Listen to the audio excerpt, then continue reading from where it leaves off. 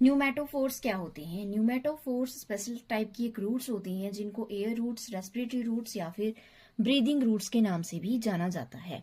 ये specialise roots होती है जो कि वर्टिकली अपवर्ड डायरेक्शन में ग्रो करती है। आपने देखा होगा कि नदी के किनारे या फिर किसी भी वाटर सोर्स के साइड पे जो पेड़ ग्रो करते हैं, उनकी जो रूट्स होती हैं वो ऊपर को निकली हुई होती है। तो इस टाइप की रूट्स को हम बोलते हैं न्यूमेटोफोर्स। ये ऐसी जगह पर होती है जहां पर दलदल होता है या फिर जहां पर खारे पानी जैसी कंडीशंस होती हैं, वहां पर ये ग्रो करती है।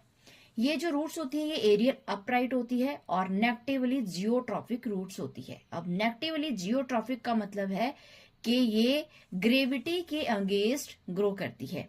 अब ग्रेविटी की डायरेक्शन में जो ग्रो करेगी रूट्स वो नीचे की तरफ होगी, लेकिन ये वाली रूट्स जो होती हैं वो ये ग्रेविटी के अगेंस्ट जो है वो ग्रो करती है। इस टाइप की रूट्स हमें देखने को मिलती है मैंग्रोव प्लांट्स में। मैंग्रोव प्लांट्स वो प्लांट्स होते हैं जो ऑक्सीजन डेफिशिएंट मार्शी एरियाज में ग्रो करते हैं। मतलब जहां पर ऑक्सीजन की कमी होती है, ऐसी कंडीशन में जो प्लांट्स ग्रो करते हैं उनको बोलते हैं मैंग्रोव प्लांट्स। जैसा कि आप इस डायग्राम में देख रहे हैं, यहाँ पर जो ये रूट्स हैं ये धरती से ऊपर की तरफ निकल रही हैं, जिनको हम बोलते हैं न्यूमेटोफोर्स। ये ऐसा इसलिए है क्योंकि जो प्लांट वाटर लॉक्ड कंडीशन में पैदा हुआ है, यानी कि ऑक्सीजन डेफिशिएंट कंडीशन में जो पैदा हुआ है, तो उसको ऑक्सीजन की कमी पूरा करने के लिए वो अपनी रूट्स को इस तरह से ग्रो करता है।